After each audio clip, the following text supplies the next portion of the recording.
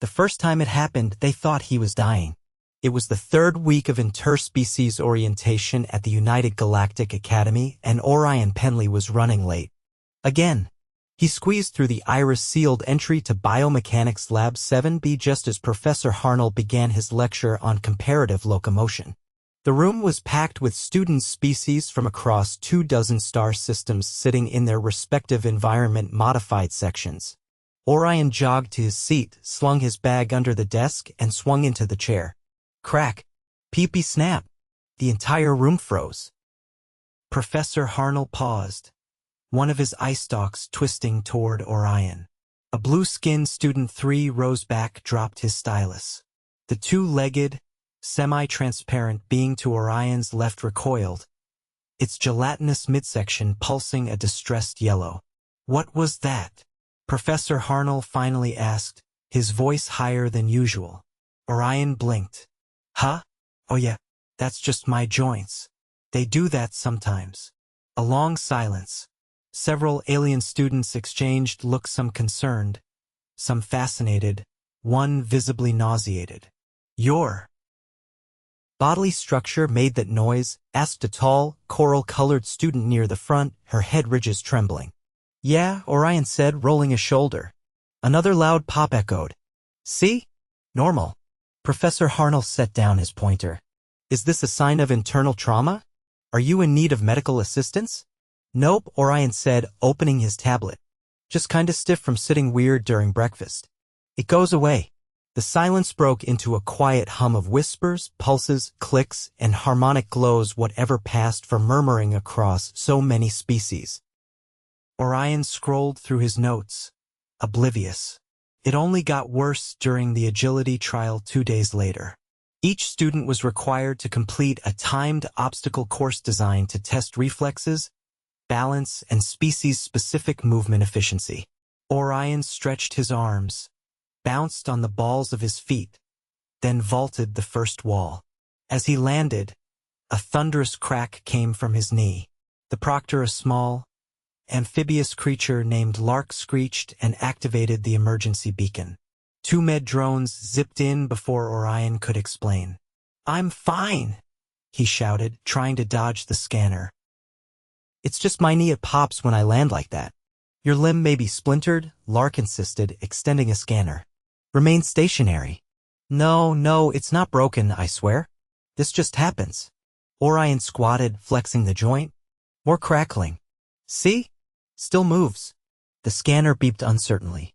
Lark squinted at the screen. No fracture detected. No tissue rupture. No inflammation. This is normal. For me, yeah. Kinda annoying, honestly. Word spread. Fast. By the end of the week, Orion had become a minor celebrity among the alien students. His nickname, the Snapper, was whispered with equal parts awe and horror. Some believed he had a specialized exoskeleton that realigned itself daily. Others thought his body was in a constant state of micro-explosions. One student from the gas giant colonies asked if his bones were hollow and full of air pressure. Orion tried to clear things up during lunch one day. It's not a power or anything, he said, twisting his torso to trigger a satisfying crunch from his spine. Just cartilage and gas bubbles, I think. Several students recoiled. One passed out. An instructor later asked him to stop doing it in the cafeteria. Things came to a head during the joint field exercise in Zone 4E, simulated disaster recovery mission in an artificial jungle with variable gravity pockets. Orion was paired with a student named Reln from the Frosari system. Reln was tall, spindly, and had 2 brains, one for logic, one for emotion, which unfortunately meant he panicked at the exact same time he calculated reasons to panic. They were halfway up a slope of moss-covered debris when Orion reached for a vine and slipped. He caught himself on a rock ledge, but his shoulder gave a deep, echoing crack that reverberated across the clearing. Reln screamed and dropped the comm beacon. Are you dying? Reln shouted, crouching behind a fern-like plant. Do you require extraction? Is your limb severed? No, just popped out a little, Orion said. He rolled back his shoulder, winced, and popped it again. There we go. All good. That is not all good. Relm's logic brain flared red through the transparent panel on his neck. You are dislocating your own structure and realigning it by force. Only kinda. It's not dislocated. It's like jammed. You know? Relm did not know. No one did. Back at the medbay, the instructors insisted on a full scan. Dr. Yen, a veteran of 37 interspecies medical campaigns, looked at the results with a furrowed brow. You have no structural damage, but your joints are exhibiting unnatural mobility, borderline pathological. This should cause pain. It does sometimes, Orion admitted. Usually not unless I lift something weird or twist too fast. Dr. Yen tapped the screen. I recommend limiting your range of motion until we can assess long-term risk.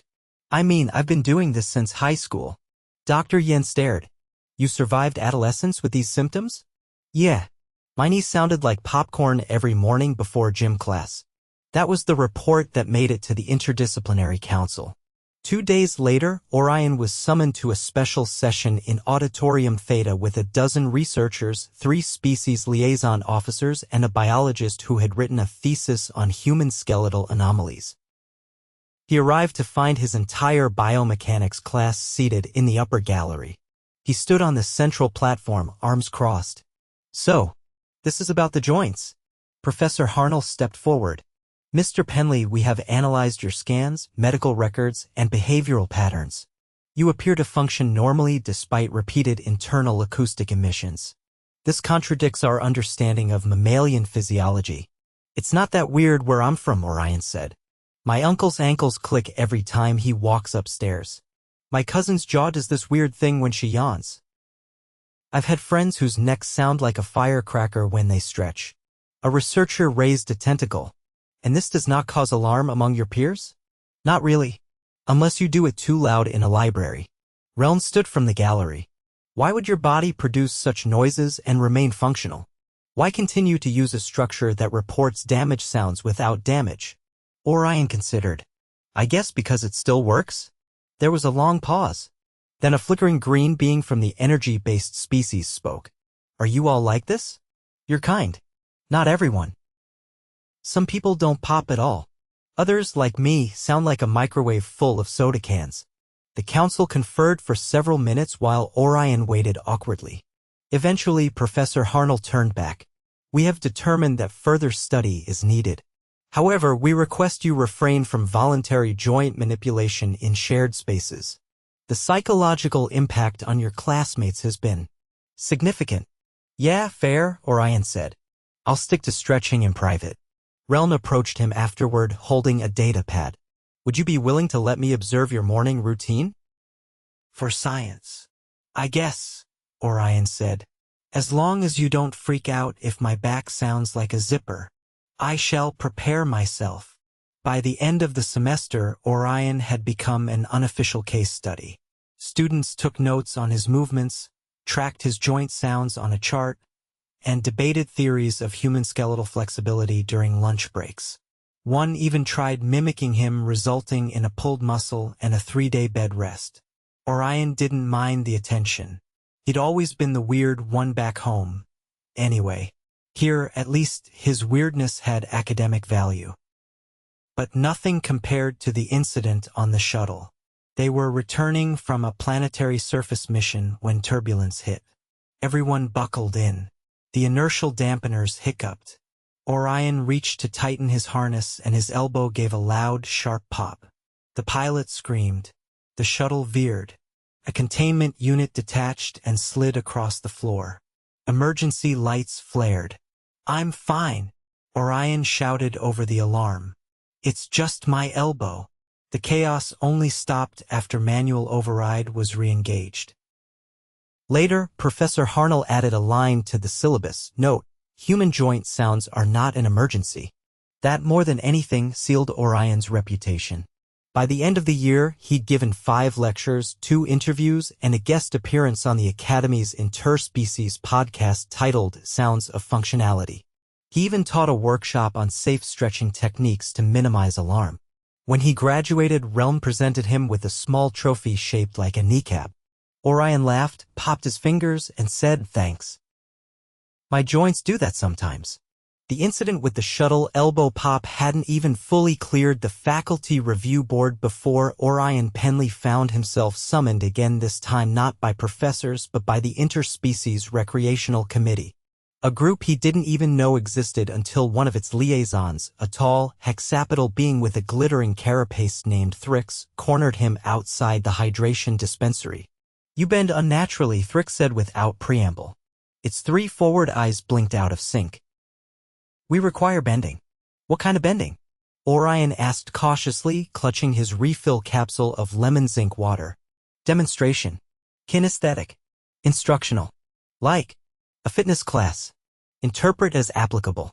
2 days later, Orion stood barefoot in a temperature-neutral dome surrounded by 23 curious life forms, each with their own version of a yoga mat.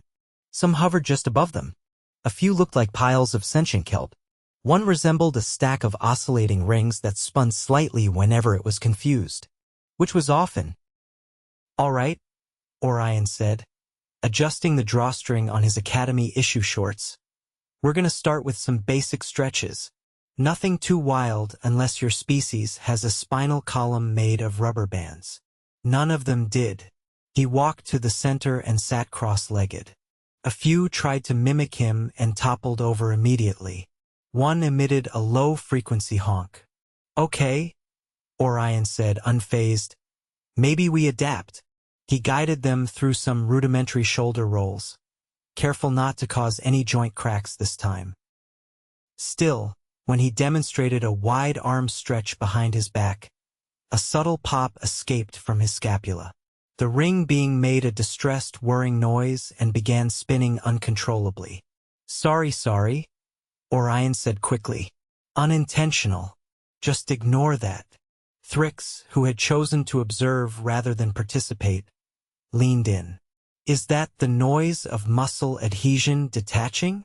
"Nope," Orion said. "It's just my shoulder has a habit of readjusting itself when I reach too far. Happens if I sleep weird or sneeze at the wrong angle." A cube-shaped participant stacked its corners upward like a question. "You sneeze and dislocate?" "It's more like a subluxation. Partial shift. Pops right back in." The room went silent again. Then Thrix clicked a claw against the floor. "This may explain the incident with the orbital shuttle." "Yup. Same elbow." The rest of the session went unpredictably. One student mistook a hamstring stretch for a mating ritual and had to be gently redirected. Another sprained a pseudopod attempting a quad stretch, despite Orion's repeated warnings to only go as far as feels comfortable or biologically possible. Afterward, as Orion packed up the mats, several of which now smelled faintly of sulfur, Thrix approached him again. "You are either extremely fragile or extremely difficult to break," it said. "We have not yet decided. Honestly, neither have I." That evening, Orion's name appeared in the Academy-wide bulletin under a new subject heading: Human Biomechanics, Adaptive Anomalies and Voluntary Discomfort Tolerance. He didn't even know what that meant until the next day when a team of researchers from the Department of Comparative Physiology requested he undergo a series of movement analyses. Not for injury screening, they clarified, but for baseline resilience mapping. "Is this gonna involve needles?" Orion asked as he entered the lab. "No," replied Dr. Morlen, a soft-bodied researcher with telescoping sensory nodules. "Just motion capture. We want to observe your full range of movement and note any structural anomalies." "You mean the cracks?" "And the tolerances. You seem unconcerned by what most species would interpret as catastrophic signaling." Orion shrugged. His shoulder gave a low grind. One of Morlen's assistants dropped a data slate. "We begin now," Morlen said. They had him run, jump, twist, sit, squat, hang from a bar, and balance on one leg while rotating his torso. At one point, he demonstrated a deep backbend, which triggered a series of sequential cracks from his spine like a zipper being opened in reverse. A researcher fainted. 3 hours later, Orion lay on a padded table while the team reviewed the footage. His muscles ached in that satisfying post-workout way, and he yawned widely. His jaw clicked audibly. Morlen turned. That sound. Mandibular displacement. Just a click from the left side. I chew a lot of gum. You do this voluntarily? Not really. It just happens. Morlen made a note. We've also reviewed your scan data from the field exercise. Your shoulder joint exhibits an unusual degree of mobility while maintaining structural cohesion. Have you ever dislocated it completely? Twice. Once falling off a skateboard. Once during a paintball match. Popped it back in both times. You performed your own reduction? Yeah. YouTube tutorial and a wall corner. Morlen's nodules stiffened. You self-administered a joint relocation using a building structure? Well, not during the match. After. I wasn't gonna forfeit. Later that week, Orion was invited to join a panel discussion during the Academy's Cross-Species Resilience Summit.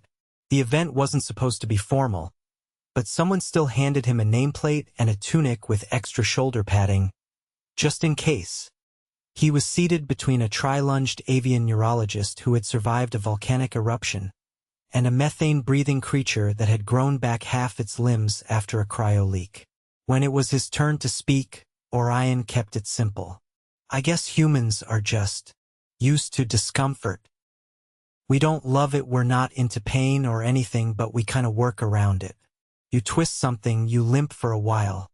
Your back clicks, you stretch it. It's not always pretty, but it keeps us moving.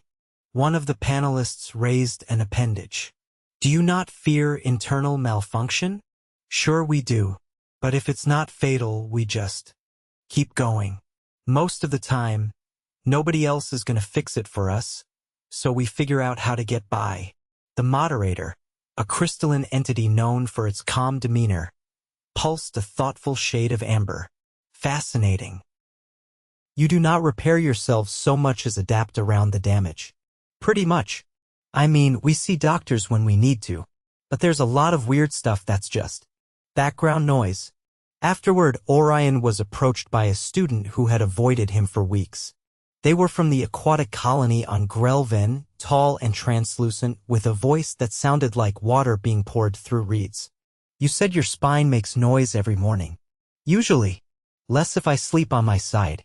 Does it mean your internal support is failing? Nah. It's just adjusting. Like old floorboards. The Grelven student hesitated. Would you show me? Orion raised an eyebrow. You want to hear my back crack? For understanding. All right, but don't freak out. He turned, leaned forward, and rotated his torso slowly. A clear, triple-pitch pop echoed off the corridor wall.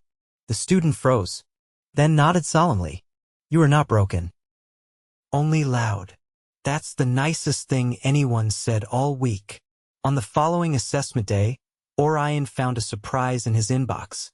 An invitation to co-author a research paper titled Volitional Tolerance of Internal Acoustic Events Among Humans. A case study in functional disruption compensation. He stared at the title for a long time. Eventually, he clicked accept. That night, he lay on his bunk, one leg propped against the wall, twisting his ankle in slow circles. Faint clicks echoed through the room. In the bunk above, his roommate, a quiet reptilian named Vesk, peeked down. Your foot is malfunctioning, Vesk observed. Nah, just decompressing the joint. Should I alert the Mebe? Orion grinned up at him. Only if it falls off. The classroom was unusually quiet for a Thursday. Orion Penley stood at the front of Lab 12C, arms folded, watching the dozen or so alien students settle into their seats. Most had opted for floor cushions or low levitation platforms, depending on anatomy. A few still glanced sideways at Orion every time he shifted weight from one foot to the other, as if expecting something to snap audibly. All right, he said, clearing his throat. This isn't a lecture, it's a demonstration. You're not here to be amazed. You're here to learn why I don't fall apart when my skeleton makes noise. A ripple of electromagnetic pulses, faint chittering, and color fluctuations passed through the audience. For most, this was a new kind of educational experience, one that involved a bipedal mammal voluntarily contorting its body for science. Professor Teln, the facilitator, floated toward the corner where a holorecorder had been mounted. "Begin when ready, Mr. Penley. The session runs 50 minutes. No more, no less." "Copy that." Orion stepped onto the padded mat, adjusted the elastic brace around his left knee, and took a deep breath. He knelt slowly, letting his hips sink backward until his thighs pressed into his calves. A deep, gravelly crunch rolled from somewhere behind his kneecaps. 7 students flinched. One emitted a low whine. "Okay," Orion said, glancing up. "That's called crepitus. It's not dangerous. It just means the joint surfaces are moving over each other with a little trapped air or uneven tension. You hear it, but it doesn't always mean there's damage." A gelatinous being nearest the front raised a portion of itself in inquiry. "You do not mend this?" "There's nothing to mend," Orion said. "If it hurt, that'd be different. But it's painless, just weird sounding." He shifted forward into a lunge. His ankle shifted with a muffled squelch. More noises, softer this time, like someone stepping on bubble wrap. "I started noticing these sounds around age 14. Growth spurts, bad posture, too many hours sitting in class. But the real trigger, carrying overloaded backpacks. You'd be surprised how many spinal issues start with school bags." A rust-colored student with 6 pupil-less eyes tilted its head. "And your medical practitioners considered this acceptable?" "They advised stretching. Maybe swimming." Nobody panicked. "It wasn't affecting my movement, and unless something locks up or swells, doctors don't rush to intervene." He stood again and rolled his shoulders backward. A double crack echoed across the room. A green-scaled student in the second row recoiled. "You fracture with intent." "No," Orion said, "I reset tension." "That's a big difference." He turned, hands on hips. "Let's talk mechanics. Most of my joints are synovial. That means they're surrounded by a capsule filled with fluid. When pressure changes, gases dissolved in the fluid form bubbles. When those bubbles collapse, pop. You rupture internal bubbles," murmured a student with a glimmering exoskeleton. "Repeatedly." "Yeah, and it's not even the weirdest thing humans do. But I'll stay on topic." He sat again, this time cross-legged, and bent forward slowly. His lower spine responded with a rolling series of pops, each one sharper than the last. Professor Teln flinched visibly. "Is that spinal instability?" "Nope, just spinal decompression. Think of it like unkinking a hose." A student near the back raised a limb. "Why does your species not develop smoother articulation methods?" Orion considered. "Evolution prioritized flexibility over silence. Our joints sacrifice stealth for range. That's how we climb, run, twist, all with minimal external support structures. But it comes with quirks." The room fell silent as he demonstrated a wrist rotation that ended in a soft clunk. "Now this one," he said, holding his forearm out, "that's a minor ulnar shift. My radius and ulna, the 2 bones in the forearm, rotate around each other. When my wrist's been under strain, they don't align perfectly unless I move it just right. Then it clicks back into place." "Is it irreversibly misaligned?" asked a being that resembled a bundle of slowly waving reeds. "No, it's temporary. If I don't fix it, I get a dull ache. So I move it until it stops. That's not self-harm, it's maintenance." He paused, then added, "I'm not recommending anyone else do this. It's just what I've learned works through trial and error. Some humans don't crack at all. Others sound like gravel in a blender." One of the students approached cautiously.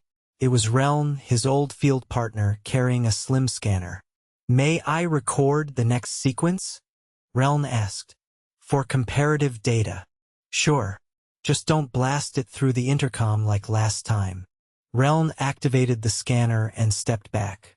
Orion lay on his side, drew one knee up toward his chest, and rotated his hip inward. A loud pop echoed from deep in the socket. The class collectively tensed. "That's what happens when a joint capsule's been compressed too long," Sitting cross-legged for 2 hours will do it. It's not dislocation, just a release of pressure. Reln stared at the data readout. There is no inflammation, no tissue tear. Are you certain? Positive. I've been checked for labral tears and impingement. Had an MRI last year after a snowboarding fall. Everything came back clean. He stood slowly, rolling each vertebra upright. Now, over time, this kind of mobility can lead to wear. But you adapt. Strength training helps. So does regular movement. That's what keeps things aligned. Another student raised a question. You mentioned discomfort tolerance. Does the sound itself not disturb you? Orion shook his head. You get used to it. It's the silence that feels weird now. If I go a whole day without a single pop, I start to wonder if something's stuck. Professor Teln drifted forward. So your species has normalized these acoustic events as part of routine function? Normalized is a strong word. We still think it's gross. But it's common, and we don't treat it like a crisis. The class was quiet again. Then one student, the cube-shaped being from the movement workshop, undulated forward. You have taught us a noise can mean nothing. That is difficult. Orion smiled. Depends on the noise. But yeah, not everything loud is dangerous. At the end of the session, the students filed out more slowly than usual. A few lingered, discussing anatomical diagrams and mimicking the posture he'd used during the hip rotation. One cautiously attempted a shoulder roll and emitted a faint squish. They looked horrified. Don't force it, Orion said over his shoulder. That one might have been your fluid capsule shifting. Or lunch. Back in the locker bay, Reln caught up with him. I reviewed the scans, Reln said. Your musculoskeletal system shows no acute degradation. But the patterns are unpredictable. No two joints behave the same. Welcome to the human body, Orion replied, tugging off his brace. Symmetry is mostly a rumor. Then how do you maintain function? Care mostly. I ice what hurts, stretch what's tight, and ignore what sounds weird unless it starts swelling.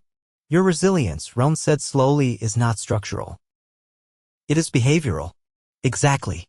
Reln blinked, both his brains in sync. I believe I understand. You are not built stronger. You simply expect to recover. Orion paused mid-lace on his boot, then nodded.